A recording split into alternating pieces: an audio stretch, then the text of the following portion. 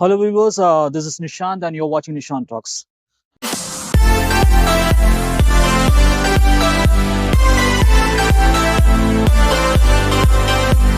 நம்ம எல்லாருக்குமே தெரியும் கேரளாவில் ரீசெண்டா நடந்த ஒரு சம்பவம், ஒரு பஸ்ல நடந்த ஒரு சம்பவம்.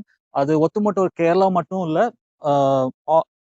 மொத்தமாவே ஒரு இந்தியாவே உலுக்கியிருக்கிற ஒரு சம்பவம். ஏன்னா ஒரு பெண் செய்த ஒரு சம்பவம்.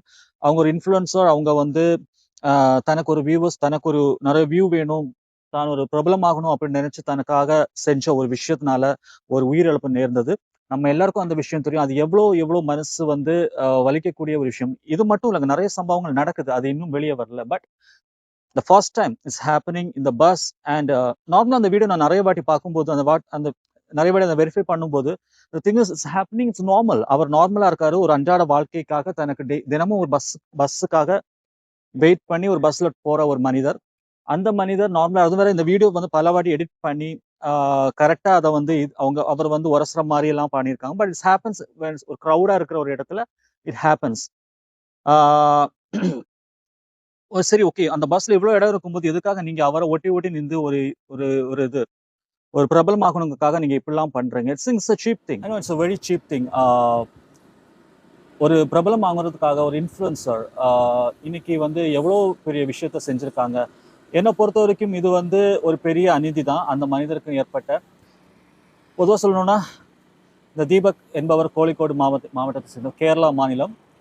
கேரளத்தில் அவர் வந்து ஒரு தனியார் நிறுவனத்தில் வேலை பார்க்குறாரு. அஸ் பர் இன்ஃபர்மேஷன் அவர் துணிக்கடையில் ஒரு மேலாளராக சூப்பர்வைசராக இருக்காரு. அவர் வந்து தினமும் பயணிக்கக்கூடிய ஒரு பஸ். இது வரைக்கும் அவருக்கு அந்த மாதிரி ஒரு அநீதி நடந்ததில்லை. தினமும் அவர் இத்தனை வருஷமா அவர் டிராவல் பண்ணிக்கிறார். அந்த ஃபர்ஸ்ட் டைம் ஒரு இன்ஃப்ளூயன்சர் தனக்கு வந்து இவ்வளோ பெரிய பிரபலமாகணும் அப்படிங்கிறதுக்காக எந்த ஒரு எல்லைக்காகவும் அவங்க போறாங்க, துணிகிறாங்க, அவங்க அதை செஞ்சாங்க. அந்த பெண் செஞ்சதுனால இன்னைக்கு ஒரு பெரிய ஒரு ஒரு இழப்பை அவர் சந்திச்சிருக்காரு, அந்த குடும்பமே சந்திச்சிருக்கு. என்னை பொறுத்த வரைக்கும் அவர் அந்த வீடியோ பார்க்கும்போது எந்த ஒரு தவறுதலும் இல்லைன்னு நான் நினைக்கிறேன். ஹோப்ஃபுல்லி அவர் இருந்து சரி பண்ணியிருக்கலாம். அது அவருடைய நீதிக்காக அவர் போராடி இருக்கலாம். அவர் அதை ஜெயிச்சிருக்கலாம். மேபி அவரை ஜெயிச்சிருந்தா டெஃபினட் அது ஒரு பெரிய ஒரு விஷயமா பேசப்பட்டிருக்கலாம்.